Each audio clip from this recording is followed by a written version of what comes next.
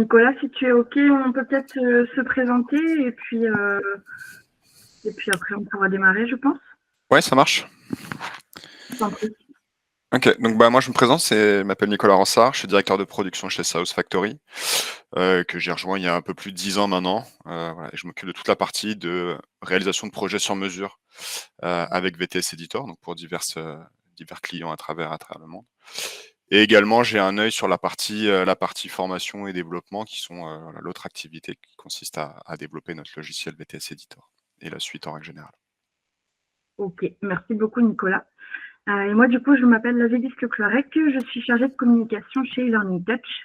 Et donc, lorsqu'on a lancé notre marketplace eLearning Boulevard au mois de janvier 2024, j'ai repris un petit peu ce rôle de relation partenariat. Donc, c'est aussi pour ça que j'accompagne Nicolas aujourd'hui. Parfait.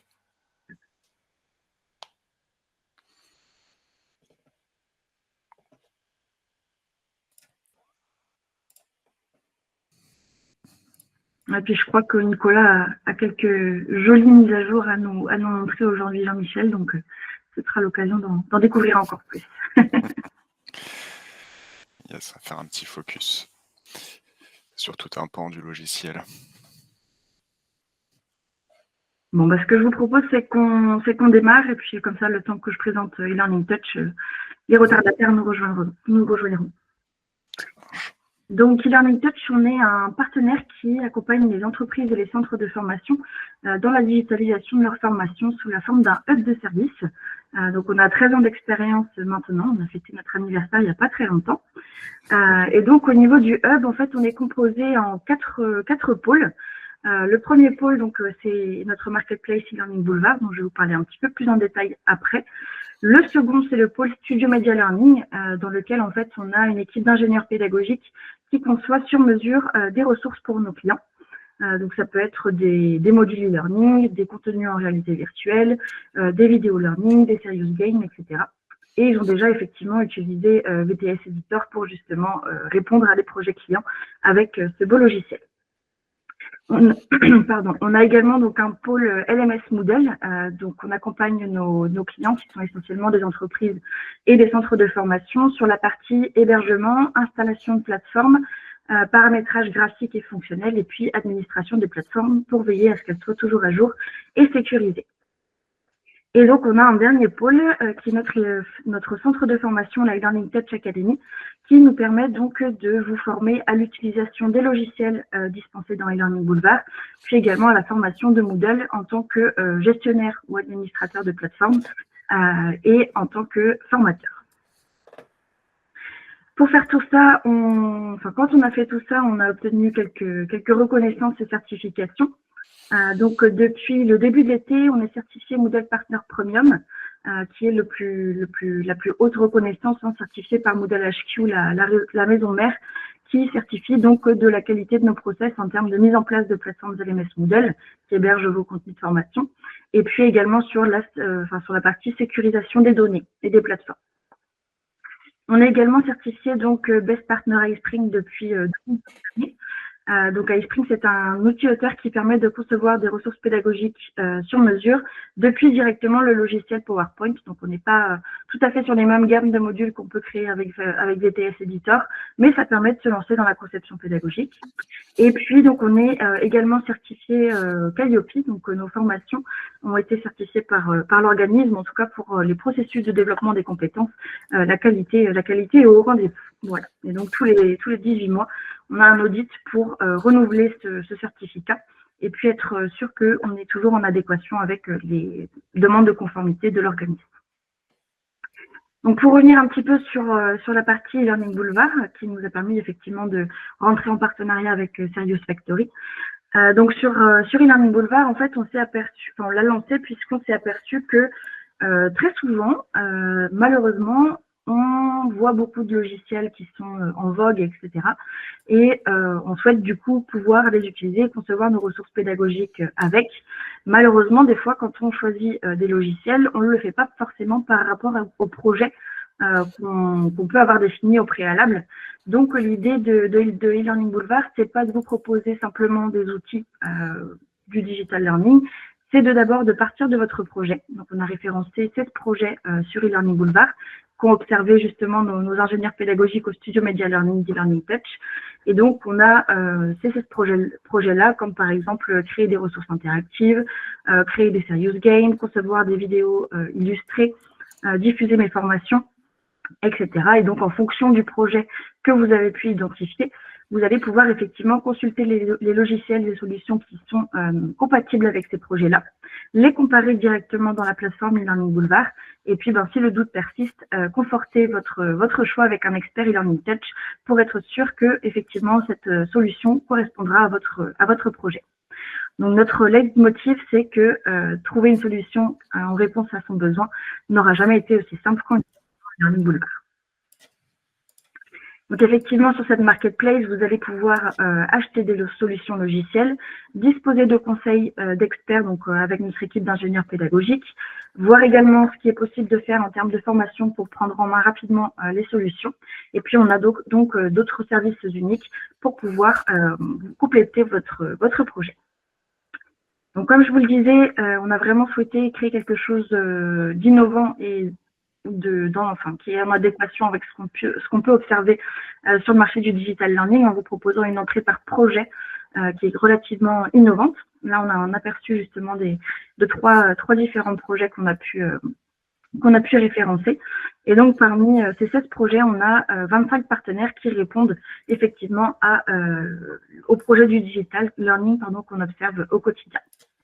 Et donc, aujourd'hui, on est avec Nicolas Rossard qui travaille effectivement chez Serious Factory.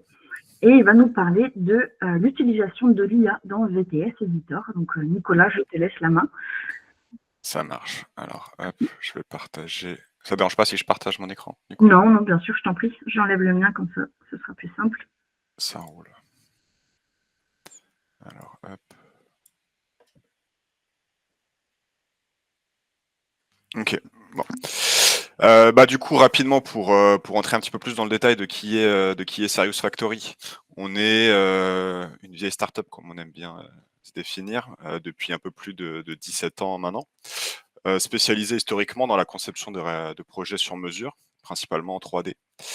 Et avec le temps, en fait, on s'est spécialisé dans tout ce qui était serious game, puisque c'était ce qu'on nous demandait le plus.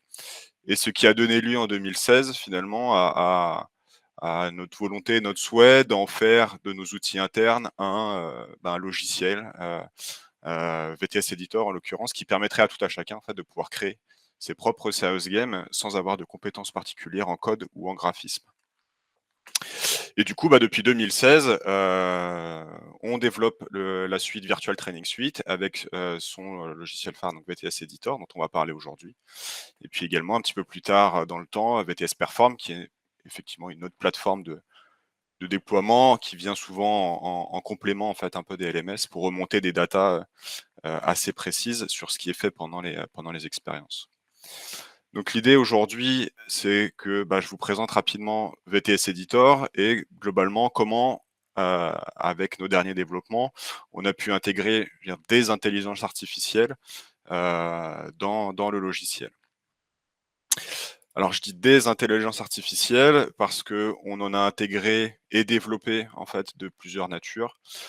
Certaines sont des fonctionnalités auxquelles on se connecte et d'autres sont en fait des modèles qu'on a développés nous pour permettre aux concepteurs pédagogiques et aux utilisateurs de VTS Editor de gagner du temps, puisque c'est une des clés et en tout cas un des points forts sur lequel on met l'accent, qui est vraiment l'idée de VTS Editor, c'est de vous faire gagner du temps pour produire des projets gamifiés et des modules e-learning. Et donc l'IA vient en complément de ça. Ça ne vous remplace pas, évidemment, mais ça vient vous faire gagner du temps. Donc pour commencer, l'interface de VTS Editor. Donc là, on est sur le menu principal. On va créer un nouveau projet ensemble. Et donc en fait, on va voir qu'on a dorénavant une création assistée par un assistant IA. Donc j'appellerai IA par la suite pour intelligence artificielle. Donc aujourd'hui, on va créer un module grâce à cet assistant qui va nous demander de remplir une thématique principale. On va mettre par exemple diversité dans le recrutement. On va définir une cible. manager RH. Donc là, l'idée, c'est de voir à qui vous voulez vous adresser. Et ensuite, on peut demander, dans un premier temps, à l'intelligence artificielle de nous suggérer des messages clés. Donc, en pédagogie, les messages clés, finalement, c'est vraiment les points forts de votre formation, les éléments dont qu'on veut vraiment traiter dans le module. Donc, il va nous en sortir 7. Après, ça va être à nous de les reformuler, de les retravailler. Là, encore une fois, l'idée, c'est pas de faire le travail à la place, c'est de gagner du temps, c'est de se donner des idées, c'est aussi de pouvoir avoir une première vision du sujet qu'on veut traiter et un complément d'information par rapport à l'expertise qu'on peut avoir sur le sujet. Et donc voilà, en fonction de ces messages clés-là, on va pouvoir les sélectionner, les retravailler, etc. Là, je vais en enlever quelques-uns. L'idée, là, c'est de vous illustrer. Hop. Ensuite, on va arriver donc dans la partie un petit peu architecture de configuration, où en fait, on va voir qu'on va pouvoir, avec diverses options, pouvoir jouer sur à quoi va ressembler notre maquette de base. Donc, on va pouvoir décider d'inclure ou non des badges. On conseille de les mettre puisque c'est toujours intéressant de gamifier son expérience. Les dernières études assez récentes montrent que tout ce qui est lié à la gamification et en fait, au plaisir d'apprendre pendant qu'on apprend renforce drastiquement la rétention et l'ancrage mémoriel. Est-ce qu'on veut illustrer les messages clés avec des petites mises en situation? Donc on voit que voilà, c'est cette partie-là. Est-ce qu'on a des évaluations intermédiaires? Est-ce qu'on a une évaluation à la fin, comme tout module classique? Et est-ce qu'on veut illustrer avec des images? J'y viendrai plus tard, puisque ça, c'est de la partie d'IA générative, qui va nous permettre de créer des contenus, pour le coup, en l'occurrence des images, pendant notre expérience. Hop, on va générer le projet. Et on voit que finalement, donc je ne sais pas si ça le voilà. Assez rapidement, en fait, l'IA va nous construire tout un projet et va le pré-remplir et le pré-configurer. Voilà. Donc en fait, on va arriver ici avec un projet qui est déjà construit, on voit des scènes, on voit des embranchements qui sont déjà faits et si jamais je rentre un petit peu dans le détail, on peut voir que, les textes sont déjà également remplis. Donc on a, je ne vais pas dire une V1, mais une V0 complète, en fait, d'un module sur le sujet qu'on a désiré traiter. Et donc, on va faire play ensemble pour voir que tout est déjà jouable et fonctionnel, en fait, hein. Voilà, donc on a un personnage qui va nous présenter du contenu avec des textes qui ont été générés via intelligence artificielle sur le domaine qu'on souhaitait, avec le public cible, en l'occurrence la manager RH, qui est vraiment le cœur de à qui on s'adresse, quoi. Voilà, et ainsi de suite. Donc vraiment tout le module est jouable avec des interactions, et cetera, et cetera. Je fais une petite parenthèse sur la partie vocalisation. C'est un sujet qui arrive au-delà du fait que, avec, Google Meet, je peux pas partager le son de mon ordinateur. C'est une étape qui vient quasiment à la fin, hein, de la création d'un projet. Donc pareil, je vous y montrerai tout à l'heure comment ça marche. Malheureusement, je pourrais pas vous partager le son apparemment, mais, je vous montrerai à cette étape-là comment ça fonctionne. Et donc voilà, on a une première version d'un projet rempli et fonctionnel, donc c'est très intéressant. Pour ceux qui ne connaissent pas complètement VTS Editor ou qui découvrent un petit peu VTS Editor, je vais prendre quelques instants pour faire rapidement le tour de comment marche VTS Editor. Donc l'idée du logiciel, en fait, c'est d'avoir à votre disposition une bibliothèque de blocs fonctionnels, donc qui vont faire des choses. Et en fait, avec un simple drag and drop, on prend les briques et on vient les connecter. Et c'est comme ça qu'on va construire finalement notre architecture et puis un peu plus tard, comment on va construire en fait tout le déroulé de notre formation. Donc on branche des blocs dans le graphe et c'est fait. En l'occurrence, ça marche avec un système un petit peu comme au théâtre, en fait, c'est des scènes successives qui vont s'enchaîner les unes à la suite des autres. Une scène, qu'est-ce que c'est? C'est un décor avec un ensemble de personnages. Donc pour ce faire, vous avez à votre disposition une large bibliothèque de décors, en fait, qui sont déjà préintégrés dans le logiciel, qui ont pour objectif de traiter divers secteurs et divers sujets pour essayer voilà, de maximiser un petit peu le réalisme dans vos situations. Que ce soit des décors 2D ou aussi des décors à 360 degrés. On peut faire des exports VR si on le souhaite.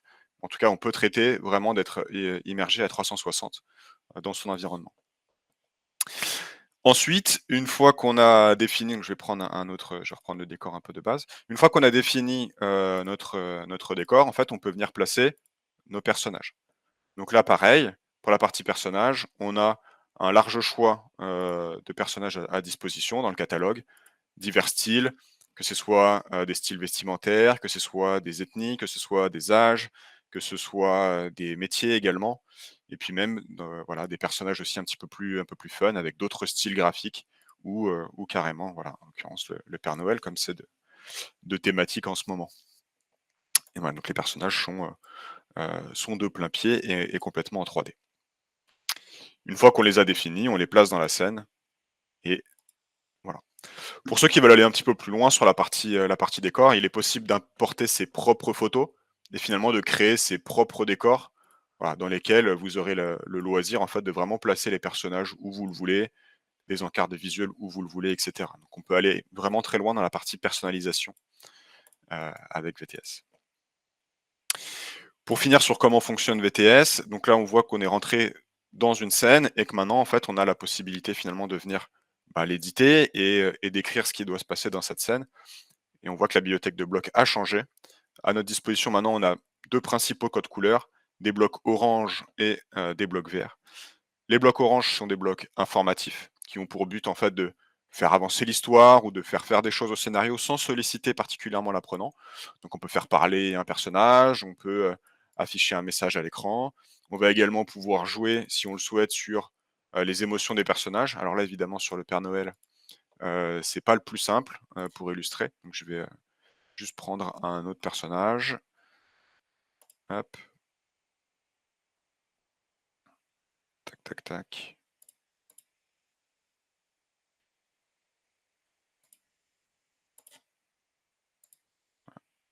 Tout petit problème, je reviens.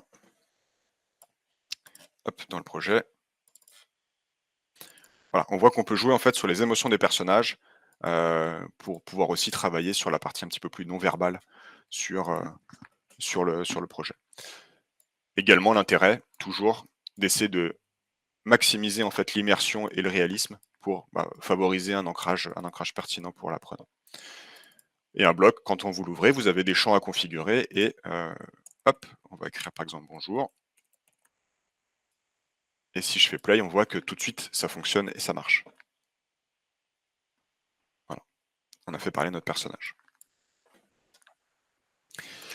Les autres blocs à notre disposition, donc les blocs verts, sont des blocs qu'on appelle interactifs et qui, eux, vont en fait challenger l'apprenant en le sollicitant. Donc par exemple, sur un choix de phrase où on va pouvoir le laisser choisir parmi plusieurs réponses ce qu'il a envie de dire à son interlocuteur. Et on voit qu'en fonction de ça, en fait, on a plusieurs sorties maintenant sur ce bloc-là. Et donc à partir de là, en fonction du choix de l'apprenant, on va pouvoir commencer à construire des scénarios arborescents et donc aller finalement creuser en fait ce qui se passe quand on ne prend pas les bonnes décisions, qu'on ne fait pas les bons choix.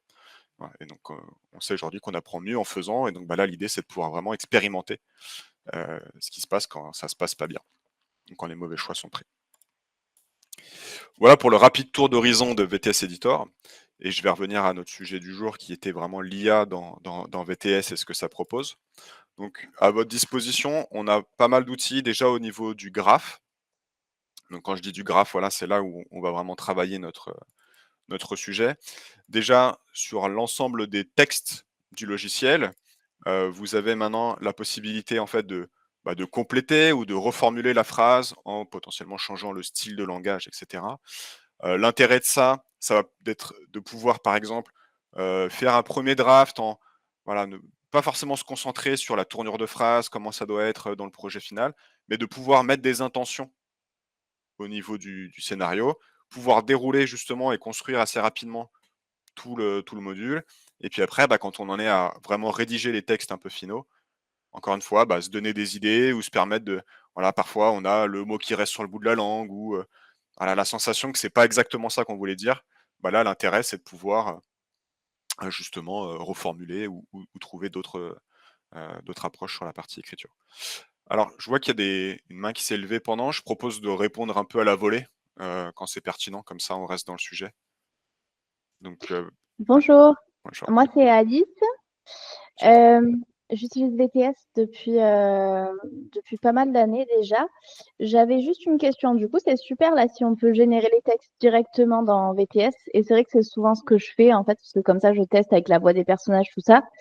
Par contre, est-ce qu'il y a un moyen d'extraire en fait tous les dialogues en format texte? Parce que ça, c'est quelque chose qui m'est souvent demandé.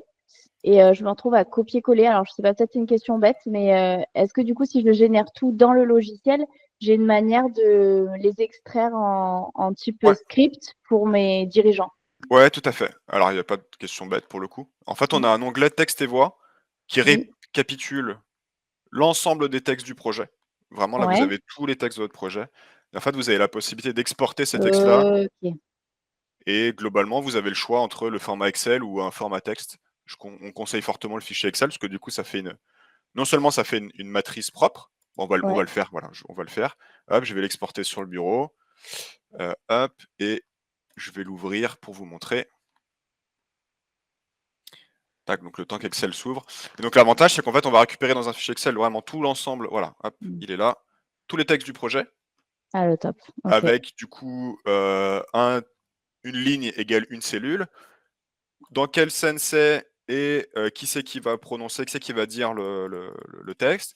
On verra qu'il est possible d'ajouter des petites notes au bloc pour ajouter des compléments d'information.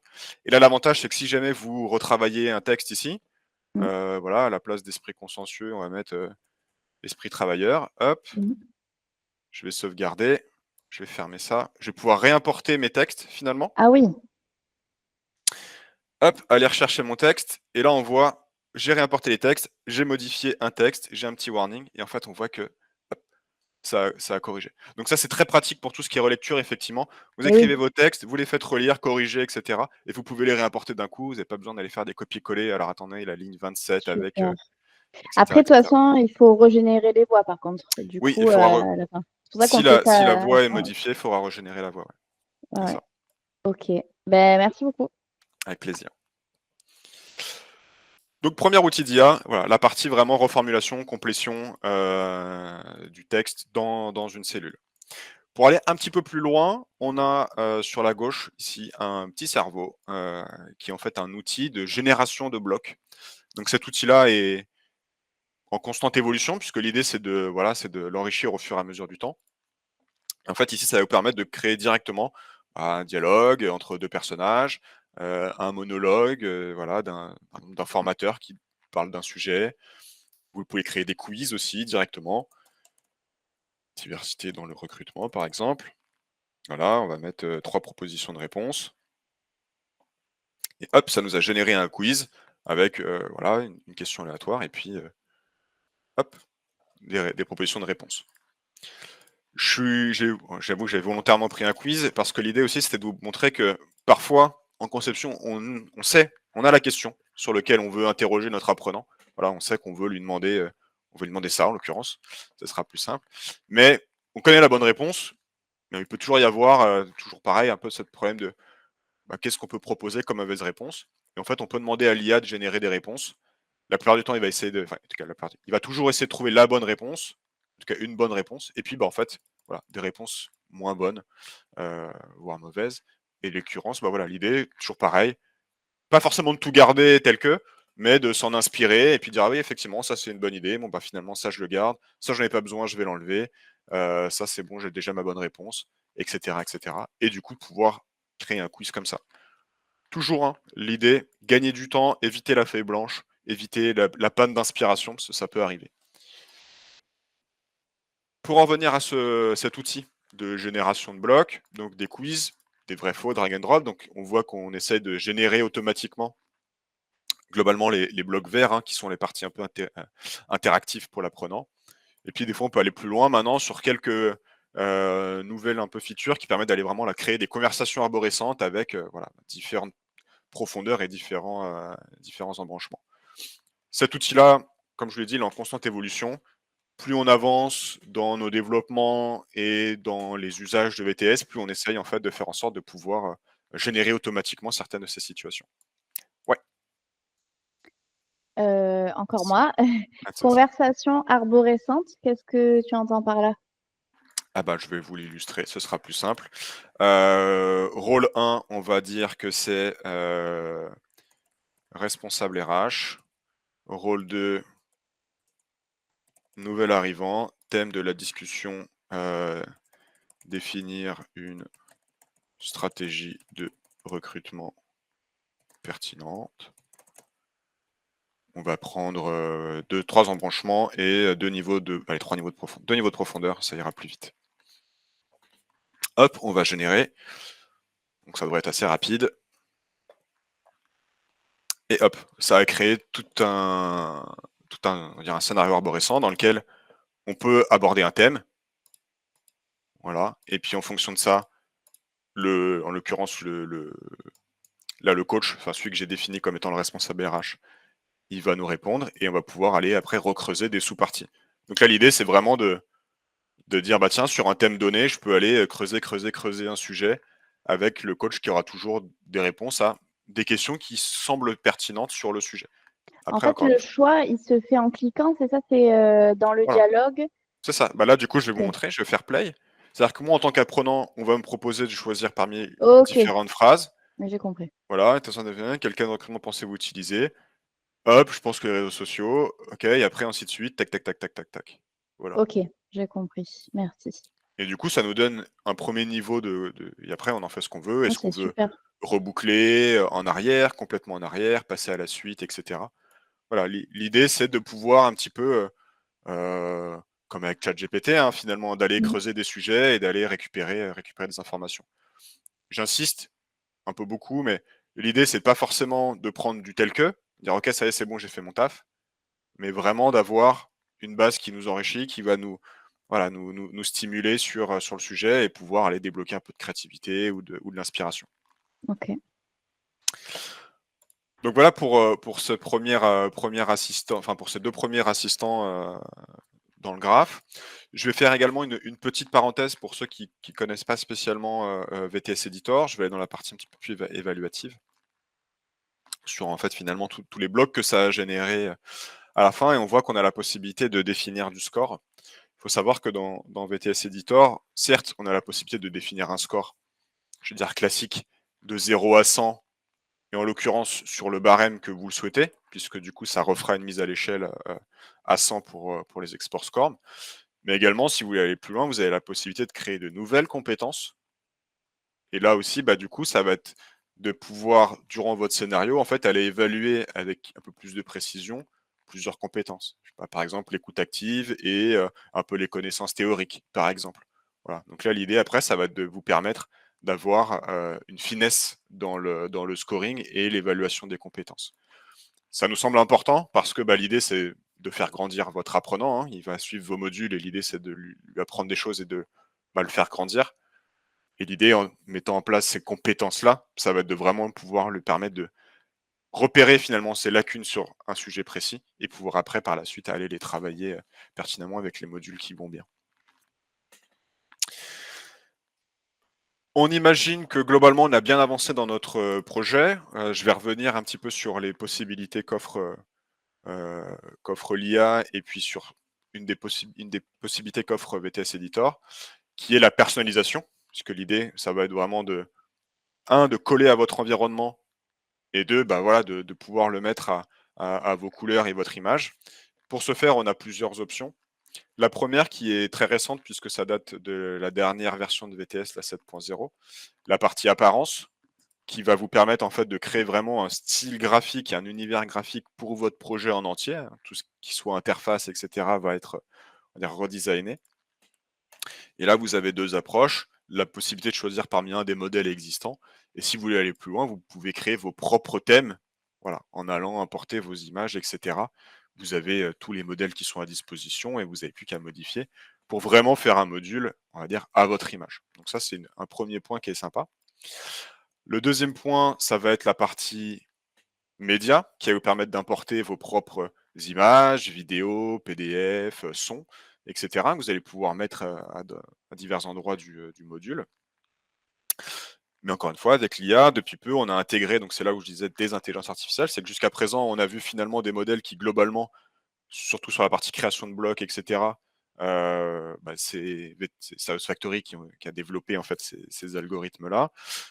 Là, on va vraiment se brancher sur des fournisseurs hein, d'IA générative, que ce soit pour des images. Voilà, on veut illustrer un message clé, diversité dans le recrutement, dans un style, voilà, peinture. Je génère mon image. Et en quelques secondes, en l'occurrence DALL-E va nous proposer en fait de générer une image et va nous proposer une image à intégrer dans notre projet. Donc on a plusieurs options, voilà. Et là on a une image générée par IA qui va nous permettre en fait de venir l'intégrer dans un écran par exemple. Hop, je vais le faire sur cet exemple-là. Ici, hop, on peut venir mettre dans l'écran l'image qu'on a générée. Hop, hop.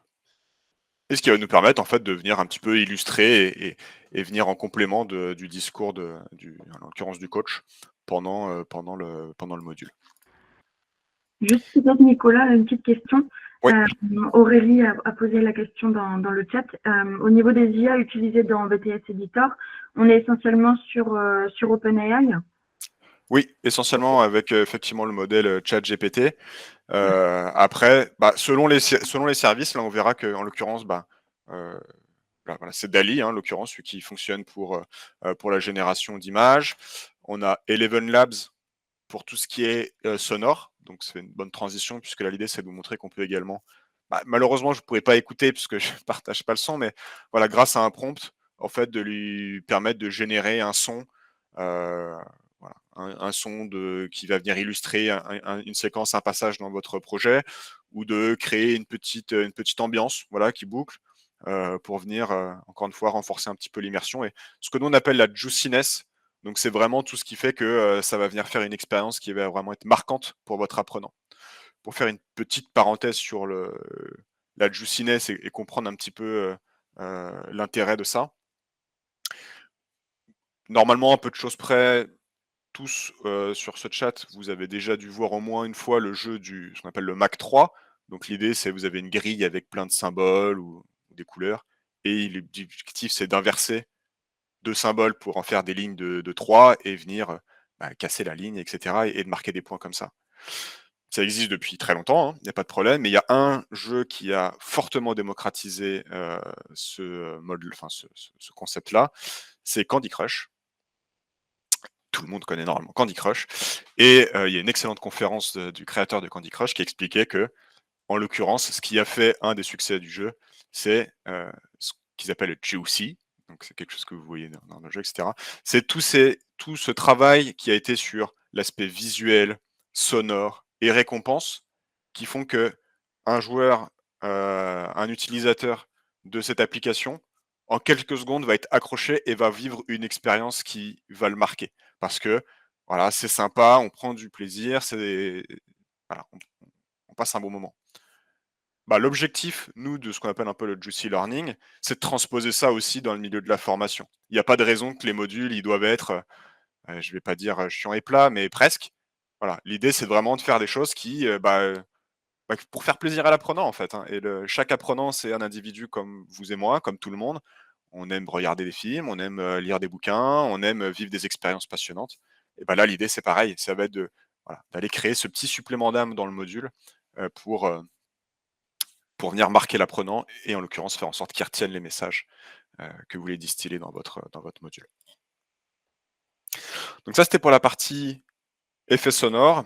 Ça fait une petite transition du coup sur les voix de synthèse. Aujourd'hui dans VTS Editor, l'idée c'est de vous aider à vocaliser vos modules pour qu'ils soient encore une fois le plus réaliste et immersif possible. On a 2 principales options. Vous avez la possibilité d'importer des vraies voix de studio, donc des vrais acteurs qui enregistrent les phrases une à une, et puis vous importez les fichiers son sur les différentes lignes de texte, et vous avez un module qui est doublé par des vrais acteurs. C'est la première option. Et la deuxième option, ça va être d'utiliser finalement le système de voix de synthèse qu'on propose dans VTS Editor.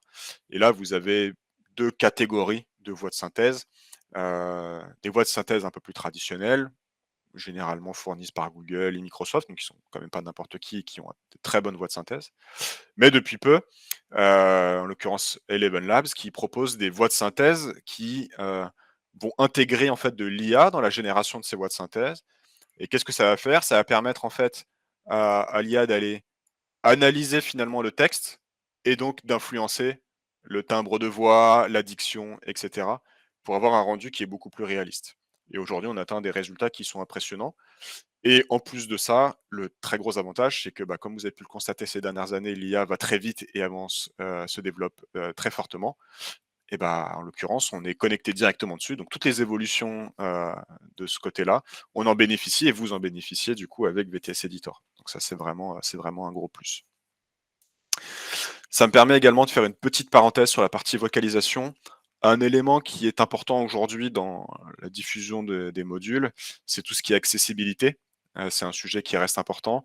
Un des avantages, on va dire, de la vocalisation, c'est de permettre à ce que l'ensemble de votre module soit vocalisé, donc qu'il puisse être écouté, sans avoir, si on a des problèmes de diction, etc., enfin de lecture, etc. Mais également, tout est sous-titré et tout est écrit. Donc, encore une fois, pareil, pour le coup, si on a des problèmes d'audition, etc. Donc, pour le coup, on a les deux pans. Et également, vous avez à la disposition, qui sont encore une fois en constante évolution, tout un tas d'options vraiment liées à l'accessibilité, que ce soit par rapport à la dyslexie, le choix de la possibilité de changer des polices d'écriture pour l'apprenant, la possibilité de changer les couleurs pour tout ce qui est daltonisme, etc. La possibilité de jouer sur les zooms, pour voilà, s'il y a des problèmes de lecture, etc. Également la possibilité de jouer sur les niveaux d'effets sonores si on veut se concentrer sur les voix plutôt que les musiques d'ambiance, etc. Pour finir, on est en train de travailler sur tout ce qui est navigation clavier pour pouvoir vraiment couvrir le scope le plus global possible sur la partie accessibilité pour que les modules que vous allez construire avec VTS Editor et que vous allez déployer soient le plus accessibles possible. Alors, je fais une petite parenthèse que je vois qu'il y a des questions. Est-ce qu'il y a un système de récompense? Effectivement, donc je vais y venir. Et un point de réalisme, une amélioration du réalisme des personnages, je t'ai prévenu. Parfait, bah, je vais y venir ici aussi. Donc, par rapport à la question d'Amani. Donc, aujourd'hui, sur le système de récompense, il y a deux principaux systèmes qui sont intégrés dans le logiciel. Le premier, c'est le système du scoring, avec ce qu'on appelle une rémédiation immédiate. Hop. Je vais juste écrire rapidement un petit quiz comme ça. L'idée étant de pouvoir mettre des points sur la bonne réponse et vous montrer derrière ce qui se passe.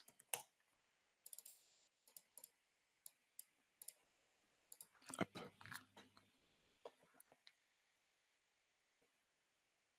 Et donc quand on valide, voilà, d'avoir un système en fait de récompense immédiate qui indique au joueur finalement qu'il a trouvé la bonne réponse, etc. La deuxième option qui est tout aussi intéressante, c'est ce dont je parlais un petit peu au début, c'est la partie badge. Vous allez pouvoir en fait créer des badges soit à tout moment dans votre projet, soit si vous utilisez l'assistant de génération de projet au tout début. Et en fait, l'intérêt va être qu'à certains moments clés, sur une question, sur une succession de questions, sur un choix qu'il va pouvoir faire. Là, en l'occurrence, on voit que s'il a 100% du score, on va venir le féliciter avec un badge qui va en fait s'afficher à l'écran et le récompenser. L'avantage de ces badges-là, c'est que ça va aussi travailler un petit peu sur la rejouabilité en fait de vos modules, puisque l'intérêt, ça va être potentiellement pour un, je vais pas dire un collectionneur, mais un complétionniste, de dire ok, voilà, j'ai 6 badges possibles dans cette expérience-là. Bon, à moi d'aller tous les chercher, donc ça va me donner envie de venir recommencer l'expérience pour peaufiner mon score, améliorer, creuser de nouvelles options et aller chercher les badges. Donc ça, c'est les deux principaux systèmes qui sont mis en place pour la partie vraiment gamification. Après, vous pouvez toujours, comme on l'a fait là, faire parler un personnage qui va vous dire voilà, bravo, félicitations, venir afficher à l'écran grâce à un petit système de zone cliquable des confettis à l'écran, etc. Voilà. Libre à vous après de personnaliser, de faire un petit peu ce que vous voulez avec l'outil. Je passe vite fait à la deuxième question sur le réalisme des personnages. C'est effectivement un sujet, un vrai sujet. Les personnages évoluent vite. On a quand même, nous, à souhait de faire en sorte que ça reste très simple d'utilisation et quasiment transparent pour un un utilisateur classique de VTS Editor. Par exemple, aujourd'hui, vous avez créé votre projet avec ce personnage-là.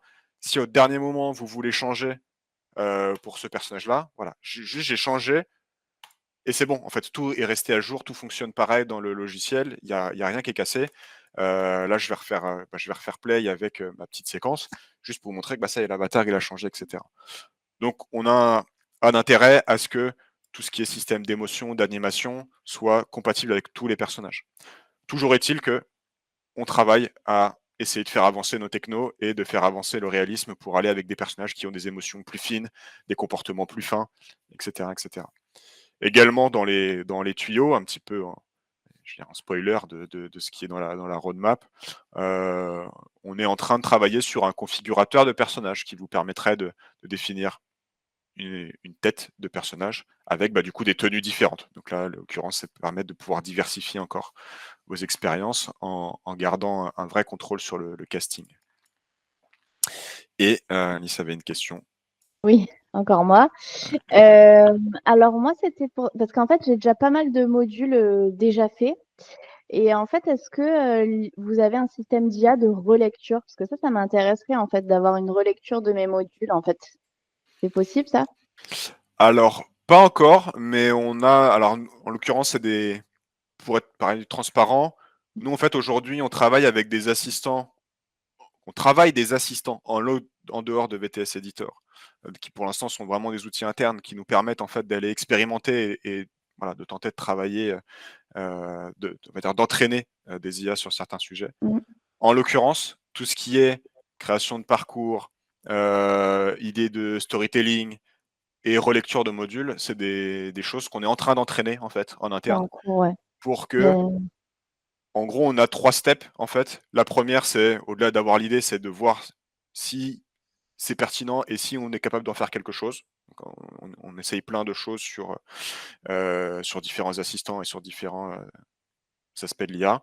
La deuxième step, c'est d'entraîner ça et d'arriver à un modèle qui soit vraiment fonctionnel et propre et pertinent sur les résultats, avec je veux dire, un très très haut niveau. On veut du parfait presque. En fait, on veut pas que l'IA puisse se tromper, etc. Il reste encore aujourd'hui quelques failles, mais globalement, en tout cas de ce qu'on intègre, on essaie que ça atteigne ce niveau-là.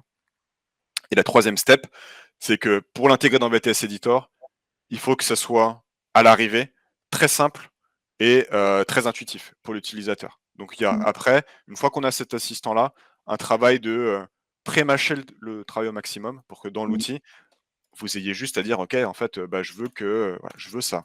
Point. Voilà. Et c'est tout. ouais, ouais. C'est tout ce qu'on veut que vous ayez à faire. Et en l'occurrence, vis-à-vis de la relecture du module, ce qu'on voudrait, c'est juste un bouton qui dit relis-moi mon module et suggère-moi des choses. Oui, voilà, c'est ça. Ou même tout simplement les fautes d'orthographe. C'est c'est bête, mais en fait, oui, en un clic, si vous pouvez me relire tout. Après, j'apprécie déjà à la fin du module qu'il y ait toutes les petites erreurs en fait qui s'affichent quand on le télécharge. Donc ça, c'est chouette. Mais Il y c'est a vrai même le qu'on bouton pourrait qui aller est un peu juste plus ici, loin. là, en l'occurrence.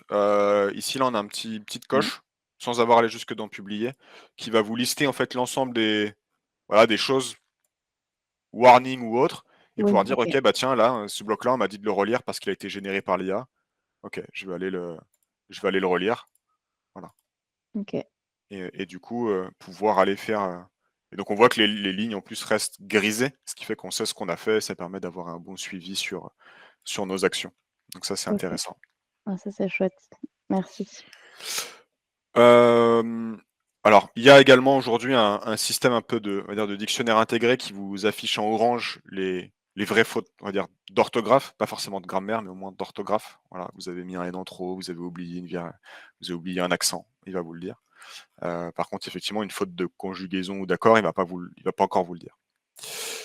Toujours est-il qu'à cet endroit-là, il me reste encore au moins un outil d'IA qui est vraiment sympa que je voulais vous présenter aujourd'hui. C'est la partie traduction automatique. Donc, je vais aller dupliquer mon projet pour vous montrer que localiser un projet, ça prend littéralement quelques secondes. Donc, j'ai dupliqué mon projet, j'ai revu mes textes, je suis content de mes textes, etc. Je veux traduire mon texte, mon projet. Il va me dire, OK, j'ai l'impression que c'est du français. Je peux changer si effectivement il s'est trompé, mais normalement, il détecte assez bien la langue de base. Et je peux choisir parmi une trentaine de langues aujourd'hui. pareil, constante évolution, hein, toujours de plus en plus de langues dispo.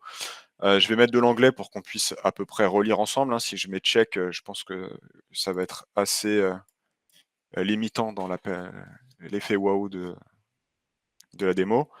Voilà, ça y est, tout est traduit. L'ensemble du projet a été localisé en anglais. Je n'ai pas eu le temps d'aller prendre un café en l'occurrence. Et l'avantage de ça, c'est que ça a généré en fait un fichier un peu particulier, au format Excel en l'occurrence, que je vais vous afficher à l'écran, qui va vous donner finalement le texte traduit, le texte de base, et ça du coup, pareil, vous allez pouvoir le faire relire pour dire ok, en fait, ça c'est plutôt une expression vraiment spécifique à notre secteur, on préfère la tourner comme ça.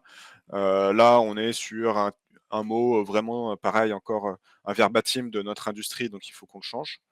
Aujourd'hui, du coup, les chiffres, je peux vous les donner, puisque nous, c'est un outil maintenant qu'on utilise pour la création de projets un petit peu sur mesure, pour gagner du temps. L'efficacité de cet outil, il est supérieur à 97%. C'est-à-dire que sur 1000 phrases, il y en a à peine 30 qui vont être à reformuler ou retravailler.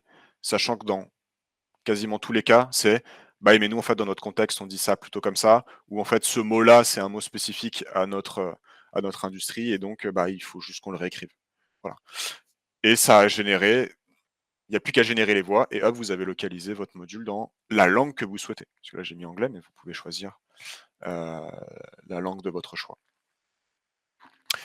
Une fois que vous avez tout ça qui est fait, en l'occurrence, effectivement, vous n'avez plus qu'à publier votre module. Deux principales options dans VTS Editor.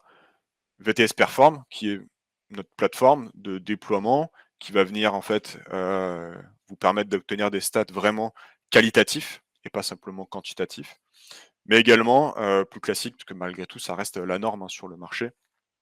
La partie SCORM, donc de pouvoir générer des packages SCORM que vous pourrez mettre sur vos LMS. Aujourd'hui, globalement, on est compatible, en tout cas avec tous les LMS qu'on a testés, on est compatible. Donc je peux assez aisément dire à peu près sur tous les principaux LMS du marché, on est compatible. Avec les normes 2004 et 1.2, et en l'occurrence pour 2004, 3e ou 4e édition. Oui. Alors du coup, comment ça se présente parce que moi j'ai VTS Perform, Ouais. donc je vois bien comment ça se présente dans la coquille Perform. Par contre, dans le LMS, il faut télécharger le logiciel et après du coup ils ouvrent dans le logiciel VTS Player. Alors non, pas du tout. En l'occurrence, si je génère un export SCORM, pareil, je vais le faire tant qu'à faire. Hop, ça va me générer un fichier zip en fait. Que ça, j'ai plus qu'à uploader sur ma plateforme. Donc un petit peu à l'instar de VTS Perform, c'est je veux importer une nouvelle expérience, et plutôt que d'importer un fichier VTS, vous importez votre fichier zip. Et en fait, pour l'apprenant, quand il va arriver dans son parcours de formation sur son LMS classique, qui va voir, tiens, ok, diversité dans le recrutement, je fais play, ça va lui ouvrir une fenêtre dans laquelle il pourra jouer le module et qui n'a rien à voir avec VTS Perform. Ok. Et est-ce que c'est lié du coup tout ce qu'il fait, c'est-à-dire toutes les stats, etc.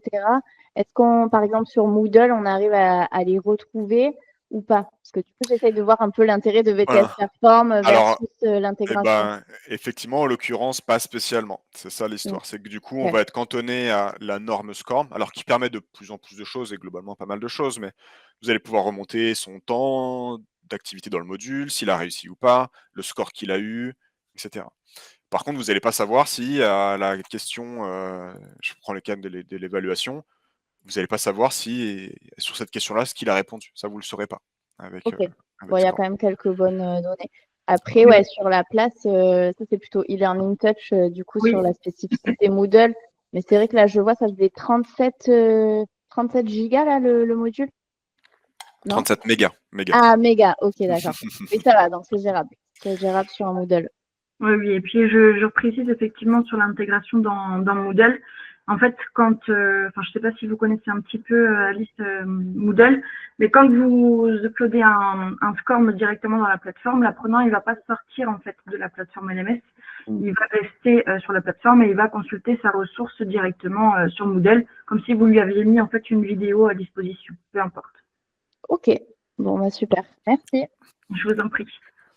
Alors, il y avait une question dans le chat. Quelle solution proposez-vous si on a déjà une plateforme e-learning conçue en interne? Alors, en l'occurrence, c'est donc effectivement la norme SCORM qui permet de publier directement sur les LMS classiques. Pour le coup, si vous n'avez pas d'LMS et pas BTS Perform, ce qui est une possibilité, hein, vous avez la possibilité de générer en fait une page web. Et ça, vous l'uploadez sur votre serveur et ça fait après tout pareil, sauf que là, pour le coup, ça ne remontera aucune donnée, quoi.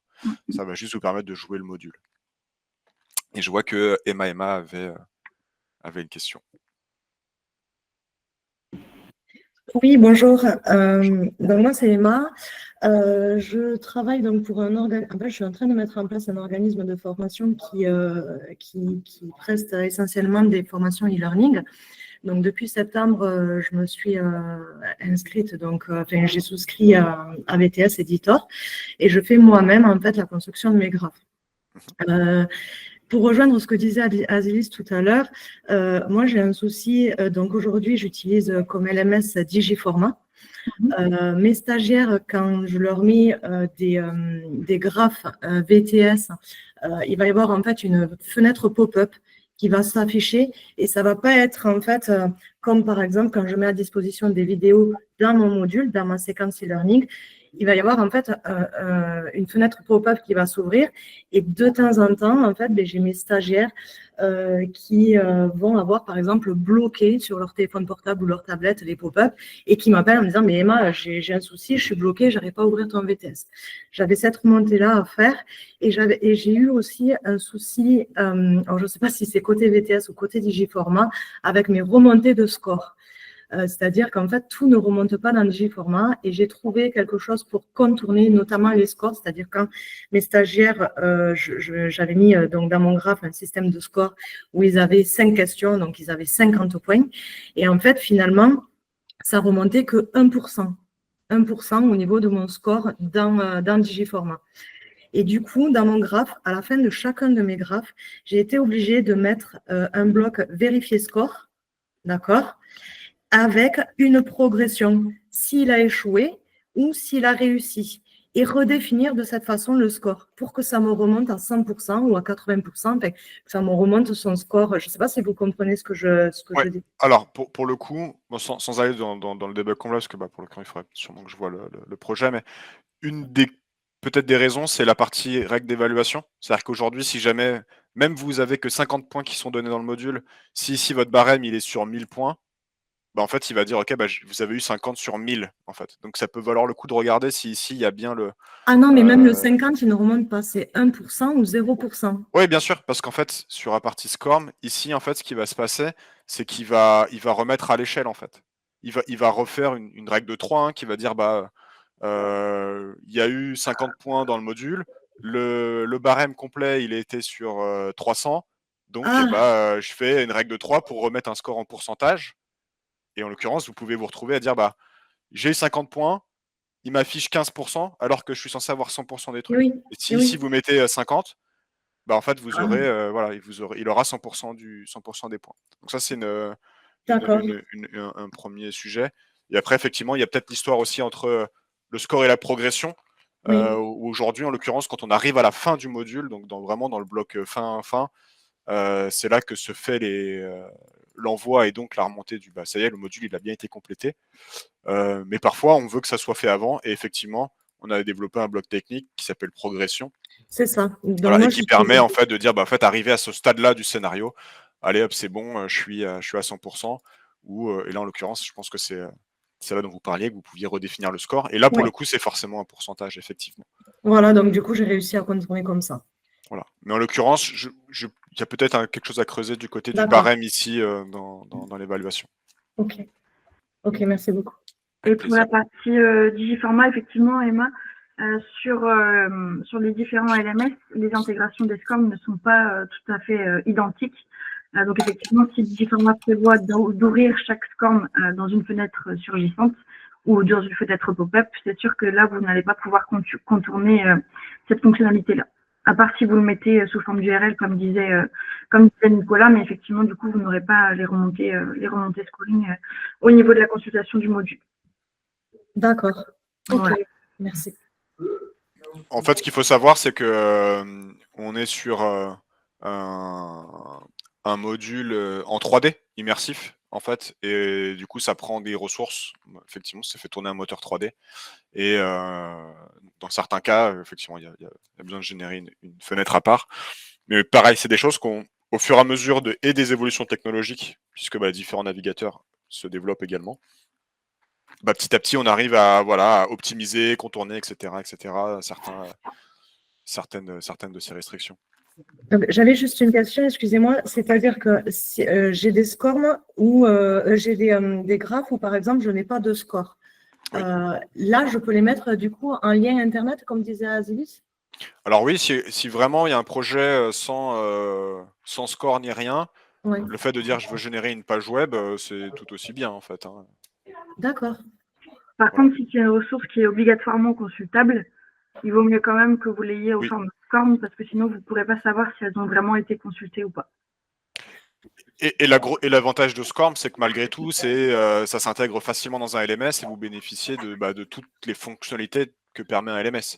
Voilà, comme disait Azilis, la partie tracking, la partie suivi, etc., qui reste quand même très pertinente sur même des modules qui sont sans score, quoi.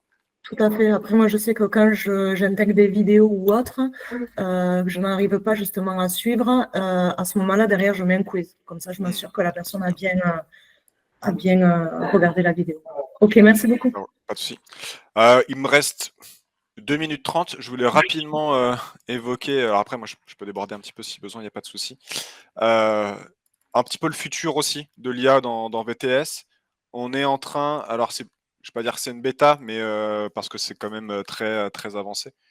Mais en gros, on a la possibilité on a un nouveau bloc en fait, qui s'appelle Rocket IA, qui globalement va mettre un accès, en l'occurrence à ChatGPT, directement à votre apprenant.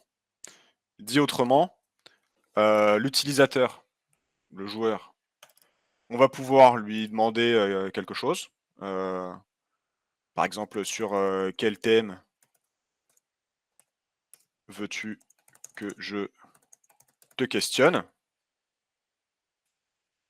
Voilà.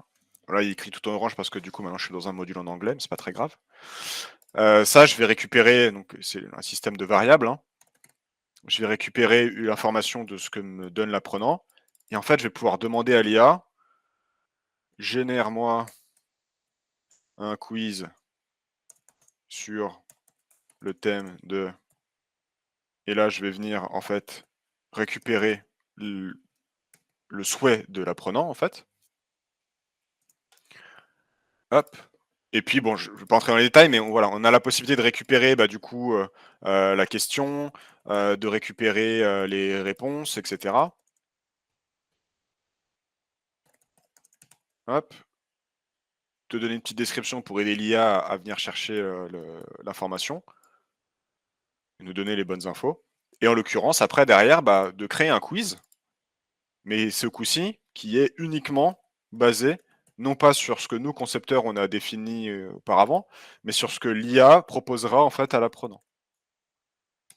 Donc l'intérêt de ça, là, ça peut être encore un petit peu flou dit comme ça, mais l'intérêt, c'est vraiment de proposer l'accès, on va dire, à l'intelligence artificielle pour l'apprenant. Donc que ce soit sur de la génération de quiz, dire à la volée de manière dynamique, ça peut être de faire parler un personnage, dire voilà, j'écris ce que je veux dire à mon personnage en face de moi et il va me répondre parce qu'il aura compris ma question, etc. Et il va me répondre en temps réel.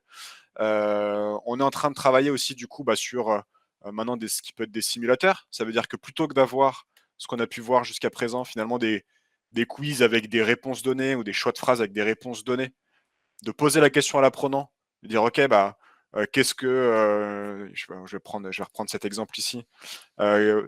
Donne-moi une bonne pratique dans le fait d'avoir un recrutement inclusif. On a un champ ouvert, on met la réponse, et c'est l'IA qui va venir évaluer la qualité de la réponse. En disant, ok, c'est la bonne réponse ou non, c'est pas la bonne réponse. Et donc, on est plutôt sur des champs ouverts et donc, encore une fois, permettre là de passer encore un cran supplémentaire dans la partie évaluation, puisqu'on n'est plus sur choix A, B, C ou D, et donc peut entrer en ligne de compte finalement la partie plutôt logique que vraiment connaissance pure. Parce que forcément, si on nous dit tu préfères A ou B, par logique, je peux définir la bonne réponse sans connaître le sujet. Là, en l'occurrence, on est livré à nous-mêmes et il faut connaître, quoi. Donc ça peut être hyper intéressant, voilà, dans la suite des événements de voir un peu comment ça peut évoluer.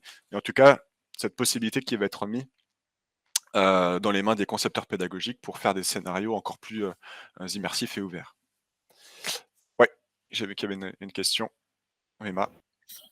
Oui, par contre, vous confirmez que pour utiliser ce bloc Rocket IA, il faut que nous, on ait un compte ChatGPT payant pour qu'ensuite ça se débite, en fait, toute la partie payante se débite directement via notre compte. Alors, oui, aujourd'hui, parce qu'en l'occurrence, c'est encore un peu en bêta, je vais dire. L'idée, c'est que actuellement, ça permet si vous déployez le module à 1 million de personnes qui vont toutes utiliser le module, vous allez générer des tonnes de requêtes. Et en l'occurrence, on ne peut pas nous supporter tous ces coûts-là. C'est pour ça qu'aujourd'hui, on vous demande effectivement de rentrer votre clé d'utilisation de l'IA. Mais on est en train de travailler sur un système un petit peu comme les crédits aujourd'hui, vous permettant de générer des images, de générer des voix, etc. De dire vous avez un pool à votre disposition. Et puis après, on vous donnera le suivi de la consommation, mais qui vous permettra en fait de dire ok, j'investis un budget sur ce type de module pour permettre à l'apprenant d'avoir accès à l'IA et pouvoir justement contrôler ce budget-là et pas forcément d'aller vous abonner sur un site, etc. pour accéder à ce genre de fonctionnalité. Donc c'est des choses qu'on travaille également pour pareil, pour vous simplifier la vie finalement dans votre conception. Nous, ce qu'on veut, c'est que vous vous concentriez sur ce que vous savez faire, votre expertise, qu'elle soit pédagogique ou sur l'expertise métier. C'est ça notre intérêt, c'est que vous arriviez à mettre ça en forme dans des expériences qui soient immersives, réalistes et qui bénéficient de tous les avantages de créer des serious games, en tout cas des modules digital learning immersifs. Merci. Avec plaisir. Je pense avoir à peu près fait le tour pour le coup. Je pourrais encore en parler des heures, mais je pense avoir fait le tour pour aujourd'hui. S'il reste des questions ou s'il y a des choses que vous voulez remonter ou questionner, n'hésitez pas. J'ai une petite question effectivement sur la partie utilisation d'OpenAI dans VTS Editor. Du coup, tu renseignes une clé, la clé API de ton compte pour que ça débite des tokens, c'est ça, hein? Ouais, c'est ça. C'est que en fait ici j'ai mis ma clé API OpenAI, donc ça se fait très facilement aujourd'hui générer une clé. Et puis à partir du moment où ça s'est saisi, quand vous allez exporter votre module, toutes les requêtes en fait passeront par cette clé-là. Voilà pour la partie un peu technique. Super, merci. Ouais, une question d'Émilie. Bonjour. Du coup, au niveau des requêtes IA, on pourrait créer un chatbot du coup, ou ça marche que pour les quiz ou Ah non, on pourrait effectivement créer un chatbot. Là, j'ai pris l'exemple d'un quiz, mais à partir du moment où le formulaire, c'est ce qui permet de faire un champ ouvert en fait par rapport à l'apprenant pour qu'il puisse écrire ce qu'il souhaite. À partir de là, vous récupérez finalement sa question, son sujet. Et ici, à l'IA, vous lui demandez, moi, je lui génère moi un quiz, mais on peut très bien lui dire, ok, je te demande, hop, et puis là, on récupère la réponse, enfin le sujet de l'apprenant, quoi. Comment peux-tu me répondre ou réponds-moi, tu vois, réponds-moi à cette phrase-là, finalement comme ChatGPT quand vous l'avez sur un onglet sur votre ordinateur, quoi. À vous de gérer le prompt et comment finalement vous amenez votre sujet. Là, sachant qu'on a la possibilité, j'ai mis aucun historique de message, mais que vous avez la possibilité de créer un historique et donc vraiment d'avoir une conversation où il va se souvenir de ce que l'apprenant va avoir dit juste avant. Ah, bonjour, comment ça va? Ok, là en message, limite, même j'ai tourné une phrase, mais j'aurais même pu mettre tout simplement la phrase de l'apprenant qui va lui répondre. On peut afficher la réponse. Elle s'affiche généralement, donc là, soit dans iResponse, soit dans une variable qu'on aura définie. Hop, on affiche la réponse ici, etc., etc. Et après, on peut boucler sur le sujet, quoi. Jusqu'à un moment où on se crée une porte de sortie, évidemment, mais voilà. Et on a une conversation avec l'IA, quoi. Voilà. Ok. Et on peut l'associer à un personnage pour faire un dialogue Alors oui, puisque évidemment, quasiment effectivement, parlé, parce que je crois que les variables ne sont pas encore. voilà. Donc pareil, ça c'est quelque chose sur lequel on travaille parce que ça commence Mmh. à devenir intéressant. C'est juste qu'aujourd'hui, les temps, une des principales problématiques, c'est les temps de chargement, en fait. Mmh. C'est surtout ça. C'est-à-dire que techniquement, ça marche, on sait le faire, il n'y a pas de problème. En l'occurrence, on sait générer des voies de synthèse dans le logiciel, donc techniquement, on sait le faire. C'est juste qu'on trouve aujourd'hui que poser une question, l'IA interprète la réponse, donne la réponse à un système de vocalisation, génère le truc, on télécharge le fichier, ça le joue. C'est 2-3 secondes, ça paraît pas grand-chose, Ouais. mais on n'en veut pas aujourd'hui. C'est pas suffisamment qualitatif. Mais ça progresse, on y travaille et on va y arriver. Ça, c'est sûr, on va y arriver. Et on pourra chatter avec un avatar. Bonjour. Et donc, finalement, certains modules de formation pourraient presque être un truc très ouvert, en fait. Voilà, ça, c'est un module sur le thème de telle procédure technique. OK. Et on est avec un avatar, comme si on était avec un coach dans la vraie vie, et on peut lui poser des questions, lui poser des questions, lui poser des questions. Et il va nous répondre, et on va pouvoir créer une discussion comme ça, effectivement comme un chatbot, mais en l'occurrence avec un personnage. Donc ça peut être, ça hyper intéressant. Il y a plein d'autres choses après qui risquent d'être possibles et qui sont très prometteuses.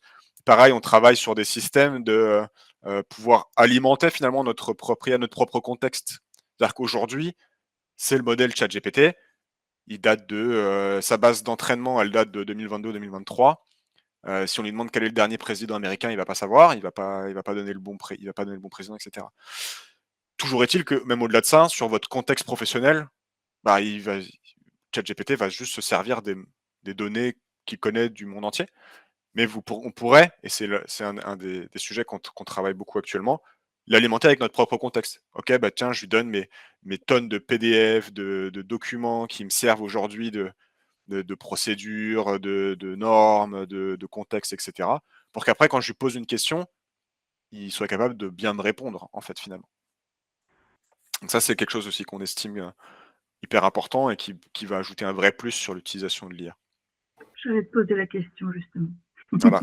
Donc, ça, c'est un sujet qu'on estime important et sur lequel on bosse. Comment créer le bon contexte, finalement, pour apprendre. Aujourd'hui, on pourrait, je veux dire, là, ici, on a dit à l'apprenant, tiens, voilà une conversation, etc. On peut aujourd'hui imaginer d'avoir un premier requête qui est, je vais te donner du contexte pour la suite de nos échanges, lui coller une tonne de texte qui va lui donner tout un tas de contextes.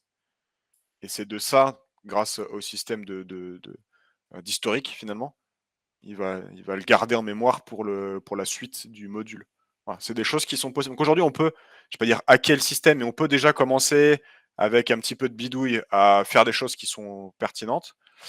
Maintenant, comme je vous l'ai dit tout à l'heure, nous, ce qui est important pour nous quand on intègre un outil dans VTS Editor, c'est que ça reste simple d'utilisation et que ce soit le plus user-friendly possible, quoi. Voilà. Merci beaucoup, en tout cas, Nicolas. Je ne sais pas si vous avez d'autres questions, mais sinon, je pense qu'on va s'arrêter là pour aujourd'hui. Parfait. Et du coup, il me semble que j'avais fait le tour. Pareil, là, du coup, pour ceux qui n'ont pas aujourd'hui VTS Editor, il est disponible en essai gratuit, directement depuis notre site internet. Vous pouvez tester, vous avez accès à quasiment toutes les fonctionnalités de VTS Editor. Donc n'hésitez pas, il est accessible depuis ce petit QR code ou directement sur notre site internet. Vous avez un onglet Tester VTS Editor. Ouais, je vois Jade qui avait levé la main, l'RPC, je crois. On confond un peu le close et lever la main. Ok, d'accord.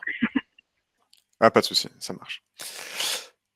Et voilà. Merci pour votre attention. Merci pour l'occasion aussi de parler de VTS Editor et de tout ce qu'il permet de faire. Et puis voilà, si vous avez d'autres questions, n'hésitez pas à nous contacter. On sera ravis d'entrer plus dans le détail. Ça marche. Merci beaucoup. Merci à tous. Merci, au revoir. Passez une excellente journée, une bonne après-midi et bon week-end. Merci. Merci à tous.